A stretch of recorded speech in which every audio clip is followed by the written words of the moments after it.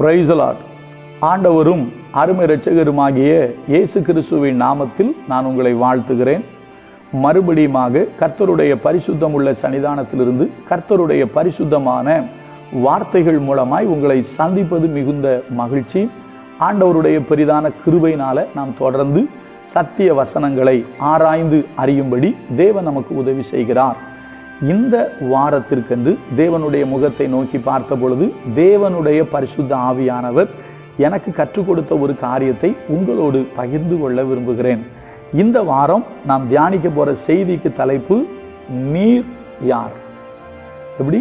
நீர் யார்? இது ஆண்டவரை பார்த்து கேட்கப்பட்ட கேள்வி. ஆண்டவரை பார்த்து யூதர்கள் ஒரு கேள்வி கேட்குறாங்க. என்ன கேள்வி கேட்குறாங்க? நான் வாசிக்கிறேன் பாருங்க. யோவான்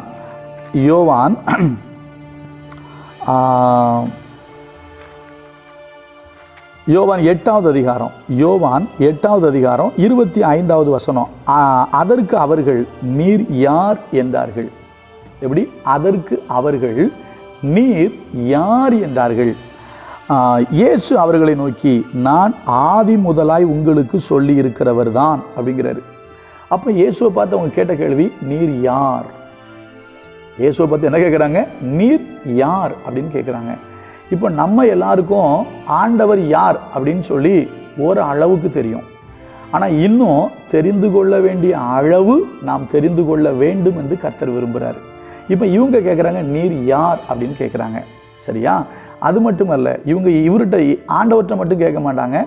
யோவான் ஸ்நானகர்கிட்ட கூட ஆள் அனுப்பி நீர் யார் அப்படின்னு கேட்பாங்க. அப்போ தான் அவர் சொல்லுவார், நான் தீர்க்கதரிசி அல்ல, நான் அந்த ஒளியும் அல்ல, நான் அந்த ஒளியை குறித்து சாட்சி கொடுக்க வந்தவன் அப்படின்னு சொல்லி யார் சொல்லுவான்னா யோவான் ஸ்நானகன் சொல்லுவார். இப்போ இயேசுநாதத்தையும் கேட்குறாங்க நீர் யார். அப்போ அவர் ஒரு விளக்கம் சொல்கிறாரு, நான் ஆதி முதலாய் உங்களுக்கு சொல்லியிருக்கிறவர் தான் அப்படின்னு சொல்லுவார். இப்போ இயேசு கிறிஸ்துவை பற்றி எப்போ சொல்லப்பட்டது? ஆதி முதல் அப்படின்னா ஏதேன் தோட்டத்தில் வைத்த இயேசு கிறிஸ்து இந்த பூமிக்கு வருவார் என்பது முன்னறிவிக்கப்பட்டிருக்கு. எப்படி தெரியுமா?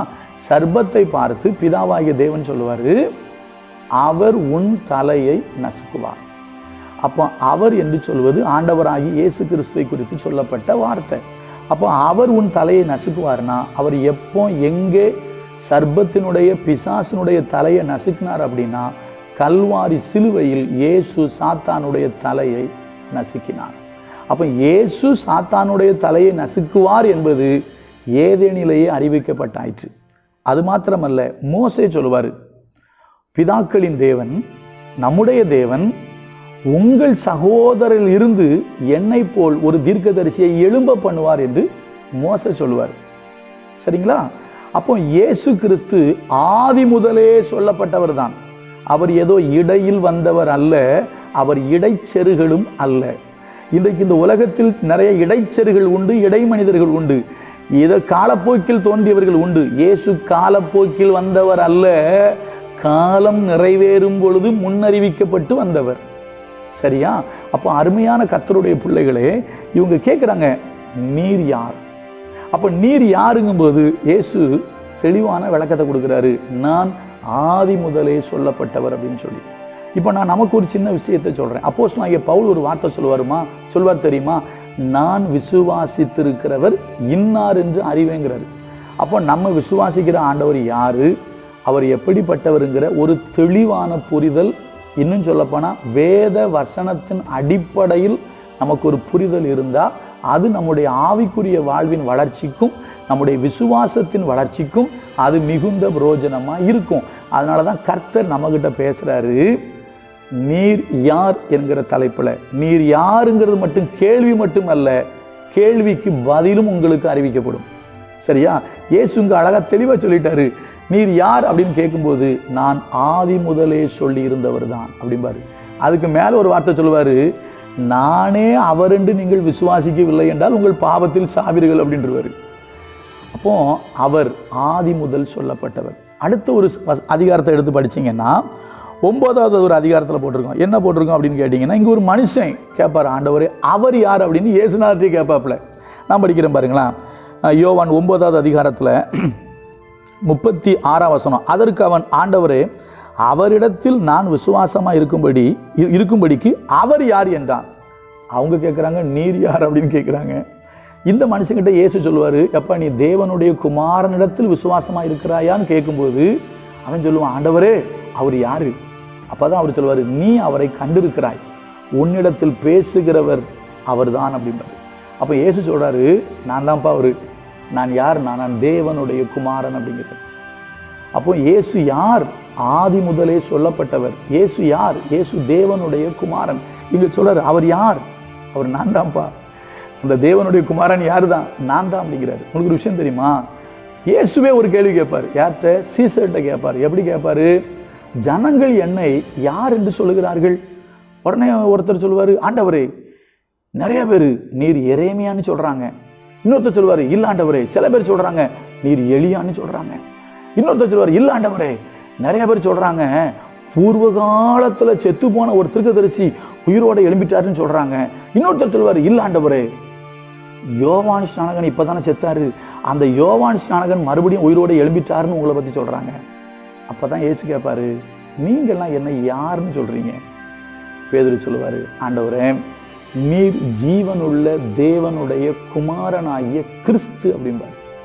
அப்போ இயேசு சொல்லுவார் இல்லையா, யோனாவின் குமாரனாகிய சீமோனே, இதை மாம்சமும் ரத்தமும் உனக்கு வெளிப்படுத்தலை, பரலோகத்தில் இருக்கிற என் பிதா உனக்கு இதை வெளிப்படுத்தினார் அப்படின்னு சொல்லுவார். அப்போ இது ஒரு முக்கியமான ரகசியம் இருக்குது. என்ன தெரியுமா? பிதா வெளிப்படுத்தாவிட்டால் இயேசு யாருன்னு நமக்கு என்ன செய்யாதுன்னா தெரியாது. இன்னைக்கு நிறைய பேருக்கு இயேசு யார், எப்படிப்பட்டவருங்கிறது தெரியலை. அப்படின்னா பிதாவாகிய தேவன் அவர்களுக்கு அவரை வெளிப்படுத்தவில்லை என்று அர்த்தம். ஏன்னா வசனம் அப்படி தான் இருக்குது. குமாரனும் யாருக்கு தன்னை வெளிப்படுத்த சித்தமாக இருக்கிறாரோ அவர்களுக்கு தான் தன்னை வெளிப்படுத்துவார்னு போட்டிருக்கு. ஒரு பெரிய ரகசியம் சொல்கிறேன், உங்களுக்கும் எனக்கும் கர்த்தர் வெளிப்பட்டிருக்கிறாருன்னா பெரிய பாக்கியம். ஏன்னா அவரை நமக்கு வெளிப்படுத்தியிருக்கிறார். இன்னைக்கு நிறைய பேருக்கு அவர் யாருன்னு தெரியல. அதனால் அவர் யார் என்று தெரிய வேண்டும் என்று சொன்னால் பரலோகத்தில் இருக்கிற தேவன் அதை வெளிப்படுத்தணும். சரியா? அந்த அடிப்படையில் தான் இப்போ நம்ம பார்த்துக்கிட்டு வர்றோம். அவர் யார் அவர்கிட்ட கேட்குறாங்க, நீர் யார்? அவன் கேட்குறான், ஆண்டவரே அவர் யார் அப்படிங்கிறான். பவுல் கேட்பார் தெரியுமா, ஆண்டவரே நீர் யார்? நான் படிக்கிறேன், அப்போஸ்தலர் நடபடிகள் 9வது அதிகாரம் 9:5. அதற்கு அவன், ஆண்டவரே நீர் யார்? எப்படி கேட்குறாப்புல, ஆண்டவரே நீர் யார்? அப்போ தான் இயேசு சொல்லுவார், அதற்கு கர்த்தர், நீ துன்பப்படுத்துகிற இயேசு நானே. நிறைய பேசலாங்க, இதில் ரொம்ப எளிமையாக சொல்கிறேன். ஒரு வார்த்தை இருக்குது, உங்களையும் என்னையும் திடப்படுத்துகிற ஒரு வார்த்தை. என்ன தெரியுமா? அவர் சொல்கிற வார்த்தை, அதாவது பவுல் சவுலாக இருக்கும்போது நடக்குது. தமஸ்குவுக்கு போகிற வழியில் கர்த்தர் அவரை சந்திக்கிறாரு, குதிரையிலேருந்து கீழே விழுந்துட்டார். அப்போ ஒரு சத்தம் கேட்குது, சவுலே சவுலே நீ என்னை ஏன் துன்பப்படுத்துகிறாய் அப்படின்னு சத்தம் கேட்குது. அப்போ தான் அவர் சொல்கிறாரு, ஆண்டவரே நீர் யார்? அப்போ அவர் சொல்கிறாரு, நீ துன்பப்படுத்துகிற இயேசு நானே அப்படிங்கிறார். என்ன அர்த்தம் தெரியுமா? உங்களையும் என்னையும் உற்சாகப்படுத்துகிற, விசுவாசத்தில் உறுதியாய் நிற்க வைக்கிற வார்த்தை இது. என்ன அர்த்தம்? சவுல் துன்பப்படுத்தினது சபையை, பவுல்னே சொல்கிறேன், பவுல் துன்பப்படுத்தினது சபையை. அவர் சவுலாக இருக்கும்போது சபைக்குள்ளே புகுந்து ஸ்திரீகளெல்லாம் இழுத்து போட்டு அடித்து நொறுக்கிறாரு. ஆனால் ஆண்டவர் சொல்லும்போது சொல்கிறாரு, நீ துன்பப்படுத்துகிற இயேசு நானே. அப்படின்னா என்ன அர்த்தம் தெரியுமா? இயேசு யார், நீர் யாருன்னு கேட்டாலா அவனுக்கு சொன்ன பதில் என்ன தெரியுமா? என் ஜனங்கள் படுகிற கஷ்டத்தை, என் ஜனங்கள் படுகிற வேதனையை என்னுடைய வேதனையாக ஏற்றுக்கொள்ளுகிறவர். இயேசு யார் தெரியுமா? உங்கள் கஷ்டத்தை, உங்கள் வேதனையை, உங்கள் துன்பத்தை, உங்கள் துயரத்தை தன்னுடைய துயரமாக சொல்கிறவர், உங்கள் வழியை தன்னுடைய வழியாக ஏற்றுக்கொள்கிறவர். ஏன்னா நீங்கள் எரேமியா ஏசாயா ரெண்டுலேயும் படிச்சிங்கன்னா ஒரு வார்த்தை உண்டு.